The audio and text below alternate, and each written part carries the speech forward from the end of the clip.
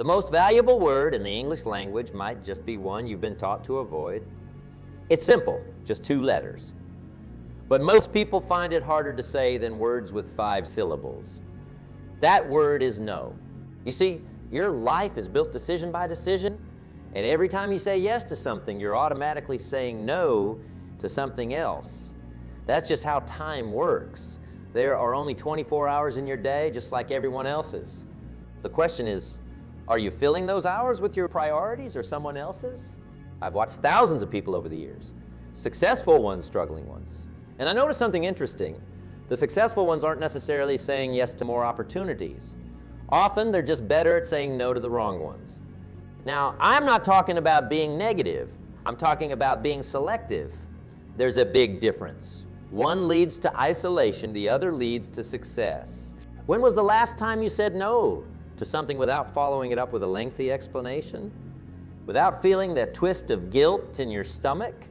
Without worrying what the other person might think of you? If you're like most people, you can't remember, because we've been conditioned to believe that saying no is somehow impolite or selfish. But let me tell you something that might change your life. Your no doesn't require an explanation. And once you understand that, you'll find a kind of freedom you never knew existed. When you learn to say no without justifying yourself, you take back control of your life. And control of your life is where all good things begin. Think about it. Every time you say yes when you want to say no, you're making a withdrawal from your own life. You're giving away pieces of your most valuable assets, your time. And unlike money, you can't earn more time. Once it's spent, it's gone forever. I've seen so many people run themselves ragged saying yes to every request, every favor, every opportunity that comes their way. They say yes to their boss who asks them to work late. They say yes to friends who need a favor. They say yes to family members who want more of their time. They say yes to committees and boards and volunteer opportunities. And at the end of the day, they wonder why they never have time for the things that matter most to them. They wonder why their biggest goals remain unfulfilled. They wonder why they feel so exhausted, so burnt out, so resentful. They have been saying yes too often and to the wrong things. Every yes comes with a cost. Sometimes that cost is obvious. S is your time, your energy, your focus. But sometimes the cost is hidden. The projects you'll never start, the dreams you'll never pursue, the relationships you'll never nurture because you're too busy fulfilling obligations you didn't really want in the first place. You know, I had a friend who was the nicest guy you'd ever meet. He'd drop everything to help you move furniture, to drive you to the airport, to listen to your problems. Everyone loved him because he never said no. But do you know what happened to him? His own dreams got pushed aside. His own needs went unmet.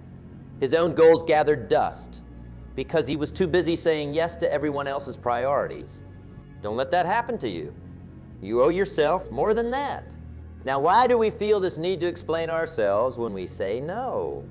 Why do we feel we need to justify our decisions to others? It starts early. As children, we're taught to be agreeable, to be helpful, be kind. These are wonderful qualities. But somewhere along the way, some of us learned that saying no means being disagreeable, unhelpful, or unkind. And that's simply not true. We also fear judgment. We worry that if we say no without a good enough reason, people will think less of us. They'll think we're selfish or lazy or uncaring. And so we scramble to find excuses, to craft explanations that will make our no acceptable in their eyes. But here's the truth. Most people aren't thinking about you nearly as much as you think they are. They're wrapped up in their own lives, their own concerns, their own priorities. Your no is a momentary disappointment, quickly forgotten as they move on to the next person who might say yes. And those who would judge you harshly for protecting your time and energy, those who would make you feel guilty for prioritizing your well-being and your goals, well, perhaps those aren't the people whose opinions should matter to you anyway. There's another reason we over-explain our refusals. We've been conditioned to believe that no is a complete sentence only for those in positions of power. The boss can say no without explanation. The customer can say no without justification. But the employee, the service provider, the friend, the family member, they need to have a reason. They need to have an excuse. I'm here to tell you that's not true. Your time belongs to you. Your energy belongs to you. Your life belongs to you. And you don't need anyone's permission to protect what's yours. Let's talk about the true value of your time. Not what others think it's worth, but what it's really worth. Your time is the currency of your life. Every minute you spend is gone forever. You can't save it for later. You can't get it back, and you certainly can't make more of it. All you can do is choose how to spend what you have. When you understand the real value of your time, saying no becomes not just easier, but necessary. Because every minute you spend on something that doesn't align with your values or move you toward your goals is a minute wasted. Think about the greatest achievements in history, the greatest inventions, the greatest works of art, the greatest businesses. None of them happened by accident. They happened because someone chose to say no to distractions and yes to focused effort. Michelangelo didn't paint the Sistine Chapel in his spare time. Between doing favors for friends and attending meetings that could have been emails, no, he dedicated himself to his craft. He protected his time fiercely. He said no to anything that would take him away from his work. The same is true for any successful person you admire. They didn't achieve greatness by saying yes to everything. They achieved it by saying no to almost everything except the few things that mattered most. Now, I'm not suggesting you become a hermit or turn your back on the people you care about. Relationships are one of life's greatest treasures. But even in relationships, boundaries are necessary. In fact, the healthiest relationships are those where both parties respect each other's right to say no without demands for explanation or justification. Think about your own life. What are your priorities? What are your goals? What are the things that at the end of your life you'll wish you had given more time to? Now ask yourself, how much of your day is currently dedicated to those things? If the answer is not enough, then you need to get better at saying no to the things that are filling your time instead. Remember, every time you say yes to something, you're saying no to something else. Make sure you're saying yes to the right things. You know, I've had the privilege of studying successful people for decades, and one thing I've noticed is how they guard their time. They understand its value in a way that most people don't. Warren Buffett, one of the world's most successful investors, once said the difference between successful people and very successful people is that very successful people say on almost everything. Think about that. The difference isn't that very successful people do more. It's that they do less, but they do the right things. They focus their time and energy on what matters most. They say no to everything else. Steve Jobs was famous for his focus. When he returned to Apple in 1997, the company was making dozens of products, none of them particularly well. One of the first things Jobs did was cut the product line down to just 4 categories. He said no to everything else. And that focus turned Apple from a company on the brink of bankruptcy into one of the most valuable companies in the world. Saying yes to everything is a recipe for mediocrity. When you spread yourself too thin, you can't excel at anything. When you try to please everyone, you end up pleasing no one, least of all yourself. I've met so many people who were afraid to say no to their boss, to their clients, to their colleagues. They feared that saying no would damage their career prospects, would make them seem uncooperative or not a team player. But the most respected professionals aren't the ones who say yes to everything. They're the ones who deliver exceptional results on the things they commit to. And they do that by being selective about what they take on. When you say yes to everything, you become known as the person who will do anything, but not necessarily the person who will do anything well. When you learn to say no, you become known as the person who delivers excellence on the things you commit to. Which reputation would you rather have? The same principle applies in your personal life. When you say yes to every social invitation, every request for help, every demand on your time, you become spread so thin that you can't be fully present for any of it. You're there in body, but not in spirit. You go through the motions, but don't make a real impact. But when you're selective, when you choose carefully where to invest your time and energy, you can be fully present. You can give your best, You can make a real difference. And paradoxically, you become more valued, not less. So why is it so hard for us to say no? What's the fear that holds us back? For many, it's the fear of disapproval. We want to be liked. We want to be accepted. We're social creatures, after all. And from an early age, we learn that saying yes gets us approval, while saying no often gets us the opposite. But seeking approval from others is a losing game. Because the truth is, not everyone is going to like you, no matter what you do. Some people will dislike you for saying no. Others will dislike you for saying yes. Some will dislike you simply because of who you are, regardless of what you say or do. Once you accept that universal approval is impossible, it becomes easier to make decisions based not on what others will think, but on what's truly right for you. For others, the fear is deeper. It's the fear of not being enough. We think that by saying yes to everything, we can prove our worth. We can show that we're valuable, that we're needed, that we matter. But your worth isn't determined by how many yeses you give. It's not measured by how much you do for others or how busy your calendar is. Your worth is intrinsic. It's part of who you are, not what you do. And ironically, when you try to prove your worth by saying yes to everything, you often end up feeling even less worthy because you can't possibly fulfill all those commitments well. You end up dropping balls, disappointing people, and confirming your own deepest fears about your inadequacy. But when you recognize your intrinsic worth, when you understand that you don't need to earn your place in the world, saying no becomes easier. Because you're no longer trying to prove anything. You're simply making the choices that are right for you. Some of us fear the consequences of saying no. We worry that opportunities will dry up, that doors will close, that bridges will burn. And yes, sometimes saying no does close a door, but it opens others. Every no creates space for a better yes. Every opportunity declined creates room for a better opportunity to come along. Think about it this way. If your life is already full of okay things, how will you ever have room for the exceptional things? Sometimes you have to clear space in your life before the best opportunities can find their way to you. So now, let's talk about breaking the habit of over-explaining. Because that's what it is, a habit. And like any habit, it can be broken with awareness and practice. The next time someone asks you to do something that doesn't align with your priorities, simply say, "I'm sorry, but I won't be able to do that." That's it. No explanation needed. If they press you for a reason, you can say, "I have other commitments." You don't need to specify what those commitments are.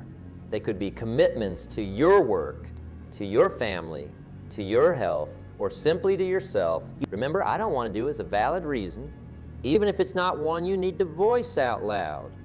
Your time is yours to allocate as you see fit. You don't have to justify your choices to anyone. Now, I know this feels uncomfortable at first. You might feel rude or abrupt. You might worry what the other person is thinking. That's normal. But with practice, it gets easier. And the results, the freedom, the focus, the ability to dedicate yourself fully to what matters most are worth the initial discomfort. Think of it this way. Every time you say no without over-explaining, you're building a muscle. The muscle of self-respect, the muscle of boundary setting, the muscle of prioritization. And like any muscle, it gets stronger with use. You're also teaching others how to treat you. When you feel the need to explain and justify every no, you're sending the message that your decisions require external validation. When you simply state your no, firmly, respectfully, you're sending the message that you trust your own judgment and expect others to respect it too. One technique that can help is to prepare a few go-to phrases that you can use when you need to decline something. Having these ready can prevent you from falling into the trap of over-explaining in the moment. Phrases. "Thank you for thinking of me, but I'm not able to commit to that right now. I appreciate the opportunity, but it's not the right fit for me at this time. I need to pass on this one, but I hope it goes well." Notice that none of these include a specific reason. They simply state your decision clearly and respectfully. Another technique is to buy yourself time. Instead of feeling pressured to say yes on the spot, say, let me check my schedule and get back to you. This gives you space to consider whether the request aligns with your priorities and to formulate a polite no if it doesn't. Remember, you're not obligated to respond to every request immediately. Taking time to consider your response isn't rude, it's responsible. It shows that you take your commitment seriously. When you do say no, say it once and stick to it. Don't leave the door open if you don't intend to walk through it. Don't say not right now, but maybe later if you really mean no, not ever. That kind of hedge might seem kinder in the moment, but it's actually cruel because it gives false hope. Be direct, be clear, and be firm. A clean break heals faster than a drawn, maybe. And here's something important. When you say no, don't apologize excessively. A simple "I'm sorry, but I can't" is sufficient. Repeated apologies undermine your decision and invite the other person to try to change your mind. Remember, you're not doing anything wrong by saying no. You're simply making a choice about how to use your time and energy. And that's not just your right, it's your responsibility. Now let's talk about the respect that comes from setting clear boundaries. Because that's what saying no without over-explaining is really about. It's about setting and maintaining healthy boundaries. When you set clear boundaries, people know where they stand with you. There's no ambiguity, no false expectations. And contrary to what you might fear, most people respect clear boundaries. They might not like them. They might wish you had different ones, but they respect them. Think about the people you respect most in your own life. I bet they're people who know what they stand for, who have clear values and priorities, who don't bend with every wind that blows. There are people who can say no when necessary without apology or excessive explanation. Now, I'm not saying it's easy. Setting boundaries often means disappointing people in the short term, but in the long term, it leads to healthier, more authentic relationships. Because the relationships are based on reality, not on a fictitious version of yourself that you can't sustain. When you say yes to everything, you're not really being kind. You're being dishonest. You're pretending to have capacity that you don't have. You're making promises that you can't keep without compromising your well-being or the quality of your work. True kindness isn't about saying yes to everything. It's about being honest about what you can and can't do. It's about showing up fully for the commitments you do make rather than spreading yourself so thin that you're barely there at all. And here's the thing about respect. It has to start with self-respect. If you don't respect your own time and energy, why should anyone else? If you don't believe that your needs and priorities matter, why should anyone else? When you learn to say no without feeling the need to explain yourself, you're demonstrating self-respect. You're showing that you value yourself enough to protect your time and energy. And that self-respect radiates outward, influencing how others perceive and treat you. I've seen this transformation happen countless times. People who were once doormats saying yes to everything, always putting themselves last, learn to set boundaries. They learn to say no without guilt or excessive explanation. And suddenly they find that people are treating them differently, with more respect, more consideration, more regard for their time and energy. It's not magic. It's simply the natural result of starting to value yourself. When you do, others follow suit. Let me share with you some stories of people whose lives were transformed when they learned to say no without explaining themselves. There was Sarah, a talented graphic designer who was always swamped with work. She said yes to every project that came her way, regardless of the timeline, the budget, or her own workload. She feared that if she said no to anything, the opportunities would dry up and her career would suffer. As a result, she was constantly overworked, perpetually stressed, and the quality of her work was beginning to decline. She was on the verge of burnout. Then she made a decision. She would only take on projects that met certain criteria. They had to be interesting, they had to pay well, and they had to fit into her schedule without requiring nights and weekends. And when projects didn't meet those criteria, she would simply say, "I'm not available for this project, but thank you for thinking of me." The first few times were terrifying. She was sure she was committing career suicide. But a funny thing happened. The world didn't end. Some clients went elsewhere, yes. But others respected her boundaries and adjusted their expectations accordingly. And word got around that she was selective about her projects, which paradoxically made her services more in demand. Within a year, she was working less, earning more, and producing her best work ever, all because she learned to say no without feeling the need to justify herself. Then there was Michael, a middle manager at a large corporation. He was known as the go-to guy, the one who would always take on extra work, who would stay late to help a colleague finish a project, who would come in on weekends to tackle the tasks no one else wanted. His colleagues loved him. His boss relied on him. But his health was suffering. His family rarely saw him. And his own career was stagnating because he was so busy doing everyone else's work that he had no time to develop his own skills or pursue promotions. One day, after missing his daughter's piano recital to finish a colleague's report, he realized something had to change. He started saying no to tasks that weren't part of his job description. He started leaving the office at a reasonable hour. He started protecting his weekends. At first, his colleagues were shocked. Some were resentful. His boss was concerned. But Michael stood firm. I'm focusing on my core responsibilities. He would say when asked to take on extra work, no lengthy explanations, no apologies, just a clear statement of his priority. And guess what? Within a few months, something remarkable happened. His colleagues started handling their own work. His boss started distributing tasks more equitably. And Michael found that not only did he have more time for his family and his health, but he was performing better in his actual job because he wasn't spread so thin. 2 years later, he got the promotion he'd been wanting, not despite setting boundaries, but because of it. His boss told him, "You've shown that you can prioritize effectively and manage your time." Exactly the skills we need in a senior leader. These stories aren't unique. They're repeated every day as people discover the power of saying no without over-explaining. And the benefits go beyond just the individual. When you learn to say no effectively, it creates a ripple effect that touches everyone around you. Think about it. When you say yes to everything, you're not just harming yourself. You're also enabling others to avoid responsibility.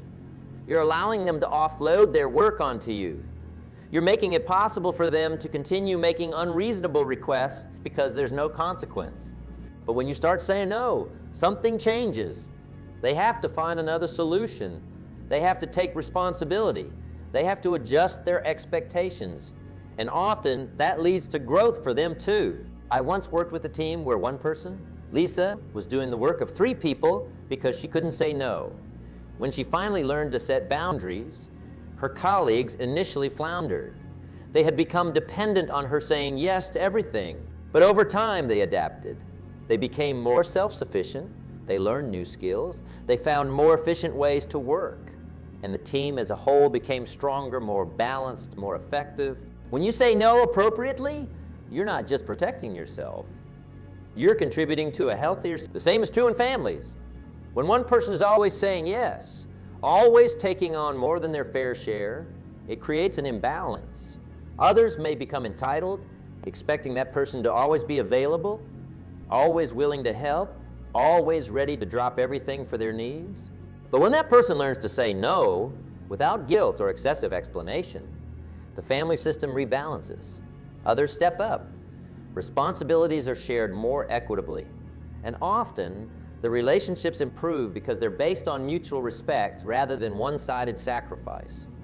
So you see, learning to say no without explaining yourself isn't selfish.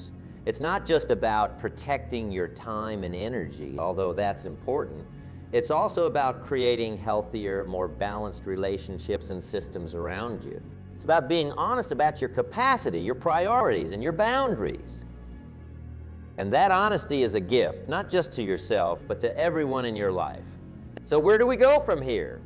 How do we move forward on this path to freedom through decisive action? First, recognize that changing a habit takes time.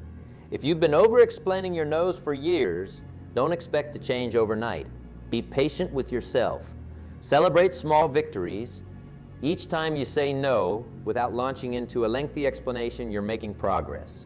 Second, start small. Practice saying no in situations where the stakes are low. Decline a minor social invitation. Say no to a small request at work. Build your confidence gradually before tackling the bigger, more challenging situations. Third, surround yourself with supportive people. Find friends, colleagues, mentors who understand the importance of boundaries, who will encourage you when you falter, who will remind you why you're making these changes, who will model healthy boundary setting in their own lives. Fourth, remind yourself regularly of the cost of saying yes too often. Remember the goals that remain unfulfilled, the dreams that remain deferred, the parts of yourself that remain unexpressed because you're too busy meeting everyone else's needs. Fifth, focus on the positive. Saying no isn't just about what you're rejecting. It's about what you're making space for. Every no to something that doesn't align with your priorities is a yes to something that does. Keep your eyes on what you're gaining, not just on what you're giving up. And finally, remember that this is a journey, not a destination. You won't do it perfectly.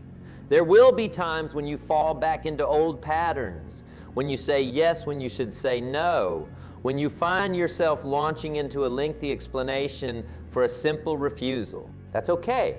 It doesn't mean you failed. It just means you're human. The goal isn't perfection. The goal is progress. The goal is to become more conscious of your choices, more intentional about how you spend your time and energy, more respectful of your own boundaries. And each time you say no, without feeling the need to justify yourself, you're moving closer to that goal. So I challenge you today. The next time someone asks you to do something that doesn't align with your priorities, try saying no without explanation. Just a simple, respectful, "I'm sorry, but I won't be able to do that." See how it feels. Notice the urge to explain, to justify, to make excuses, and then resist it. It might be uncomfortable at first. It might feel strange or even wrong. But remember, discomfort is often the price of growth. And the freedom that awaits you on the other side of that discomfort is worth it. Because when you learn to say no without explaining yourself, you reclaim your power. You take back control of your life.